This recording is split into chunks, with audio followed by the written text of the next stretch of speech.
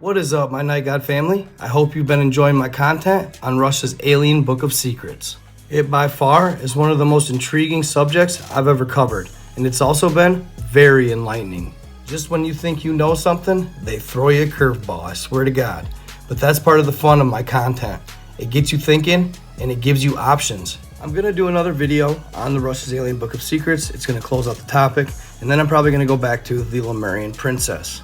But today, I was actually going back through some of my old content, and I found some videos that covered some awesome topics. It has to do with the lost diaries of Admiral Richard Byrd. I had thought that these particular entries in his journal about Operation High Jump had been confiscated, and we'd never find them, but they surfaced. The following are just a small portion of them, but it covers most of the story. I hope you enjoy. But before we start, you know the drill. Hit that notification bell so you get an alert every time I post. Like, subscribe, and comment on the video. Get it out there. I'm trying to get my views up on these mainline videos. I'm getting mad views on YouTube Shorts, and I'm happy about that. It's putting me out there. But if I could get you guys to like, subscribe, and comment on my longer videos with more substance, I'd like to get one of those videos out there as well. I'd like to see one of my 10 to 15 minute videos get a couple 100,000 views. So help me out there. Love you guys, and I hope you enjoy the following video. Also, I'll probably post another video finishing Russia's Alien Book of Secrets. It's February 19th, 1947, and Admiral Richard Byrd is in Antarctica on mission Operation High Jump, when he decides to take a small private plane to where he believes the entrance to Middle Earth is. Many believe that day that he did in fact find one of the Sims holes. But until now, there's been no real evidence to prove it, because the diaries he took that day would go missing, when in all reality, most likely, they were confiscated. But some of the entries from that day have resurfaced, and here they are. Around 1000 hours or 10 a.m., we are crossing over the small mountain range and still proceeding northward as best as can be ascertained. Beyond the mountain range is what appears to be a valley with a small river or stream running through the center portion. There should be no green valley below. Something is definitely wrong and abnormal here. We should be over ice and snow. To the port side are great forests growing on the mountain slopes. Our navigation instruments are still spinning. The gyroscope has been oscillating back and forth. Just 5 minutes later, I altered the altitude to 1400 feet and execute a sharp turn left to better examine the valley below. It is green with either moss or a type of tight-knit grass. The light here seems different. I cannot see the sun anymore. We make another left turn and we spot what seems to be a large animal of some kind below us. It appears to be an elephant. No, wait, it looks more like a mammoth. This cannot be, yet there it is. I decrease my altitude to 1000 feet so I can take binoculars and spot the animal. It is confirmed. This is definitely a mammoth-like animal. Report this to base camp. At 10:30 we encounter more rolling green hills. The external temperature indicator reads 74 degrees Fahrenheit. Continuing on our heading, navigation instruments seem normal now. I am puzzled over their actions. Attempt to contact base camp. Radio is not functioning. 11:30. Countryside below is more level and normal, if I may use that word. Ahead we spot what seems to be a city. This is impossible. Aircraft seems light and oddly buoyant. The controls refuse to respond. My God. Off our port and starboard wings are a strange type of aircraft. They are closing rapidly alongside. They are disc-shaped and have a radiant quality to them. And they are also close enough to see some markings on the side. It looks like a German cross. Where are we? What has happened? I tug at the controls again. They will not respond. We are caught in an invisible vice grip of some kind.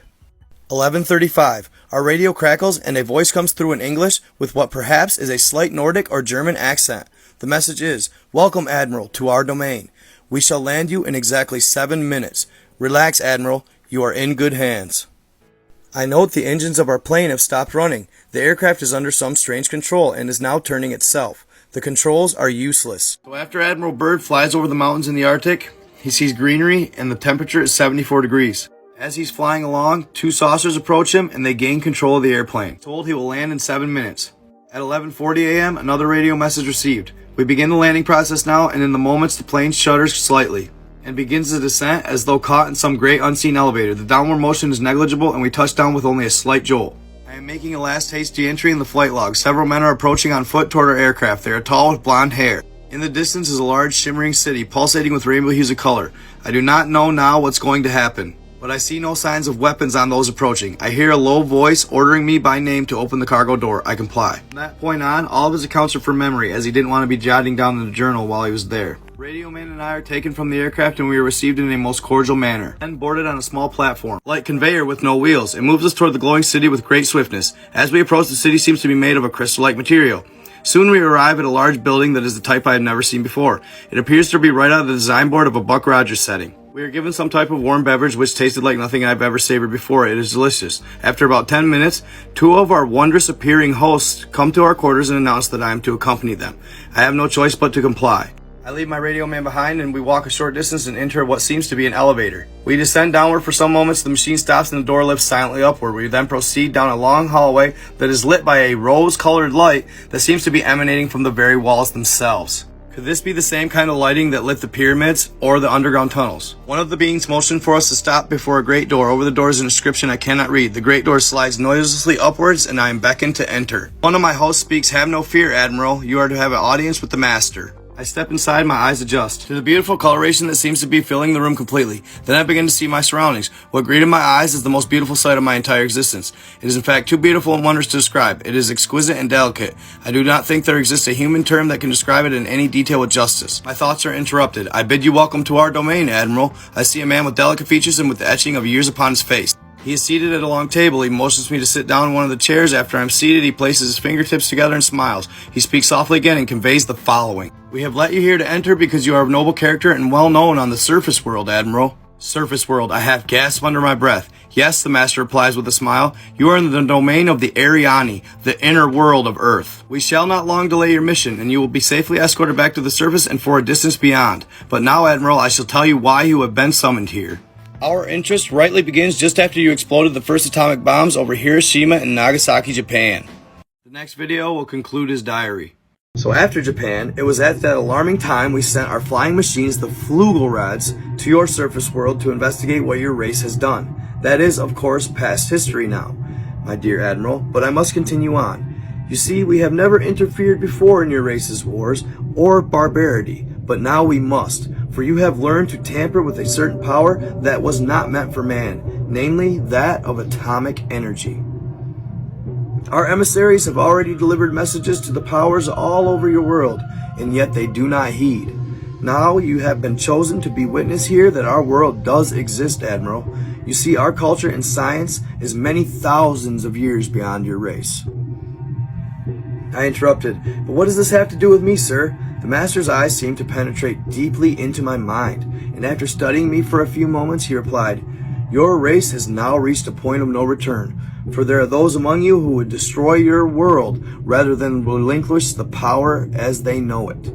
I nodded, and the master continued, "In 1945 and afterwards, we tried to contact your race, but our efforts were met with hostility. Our Flugelrads were fired upon, yes, even pursued with malice and animosity by your fighter planes. So now I say to you, my son," notice he calls him something, my son. Odd. "There's a great storm gathering in your world, a black fury that will not spend itself for many years. There will be no answer in your arms. There will be no safety in your science. It is my rage, it may rage on until every flower of your culture is trampled and all human things are leveled in vast chaos. Your recent war is only a prelude of what is yet to come for your race. We here see it more clearly with each hour. Do you think I am mistaken?" "No," I answer. "It happened once before. The Dark Ages came and they lasted for more than 500 years. "Yes, my son," replied the master. "My son, the Dark Ages that will come now for your race will cover the earth like a pall, but I believe that some of your race will live through the storm. Beyond that, I cannot say. We see at a great distance a new world stirring from the ruins of your race, seeking its lost and legendary treasures, and they will be here, my son, safe in our keeping. When that time arrives, we shall come forward again to help revive your culture and your race." Now check that out. That's crazy. The fact that he's calling him my son, that should kind of trigger something. We'll talk about it later. But basically, he's saying Like right here, we at a great distance see a new world stirring from the ruins of your race. Can they read the future? Can they already see it? That's the crazy thing. A race. Perhaps by then you will have learned the futility of war and its strife, and after that time, certain of your culture and science will be returned for your race to begin anew. You, my son, are to return to the surface world with this message. With these closing words, our meeting seemed to come to an end. I stood for a moment as if in a dream, but yet I knew this was reality, and for some strange reason I bowed slightly, either out of respect or humility, detail that validates. I do not know which. Suddenly, I was again aware that these two beautiful hosts who had brought me here were again at my side. This way, Admiral, motioned one. I turned once more before leaving and looked back towards the master. A gentle smile was etched on his delicate and ancient face. Farewell, my son, he spoke. Then he gestured with a lovely, slender hand motion of peace, and our meeting was truly ended. So, quickly, we walked back through the great door of the master's chamber, once again entered into the elevator. The door slid silently downward, and we were at once going upward. One of my hosts spoke again. We must now make haste, Admiral, as the master desires you to delay no longer on your scheduled timetable. And you must return with his message to your race. I said nothing. All of this was almost beyond belief. And once again, my thoughts were interrupted as we stopped. I entered the room and was again with my radio man. He had an anxious expression on his face. As I approached, I said, "It is all right, Howie, it is all right." The two beings motioned us toward the awaiting conveyance. We boarded and soon arrived back at the aircraft. The engines were idling, we boarded immediately. The whole atmosphere seemed charged now with a certain air of urgency. After the cargo door was closed to the aircraft was immediately lifted by the unseen force until we reached an altitude of 2,700 feet. Two of the aircraft were alongside for some distance guiding us on our way. I must state here the airspeed indicator registered no reading, yet we were moving along at a very rapid rate.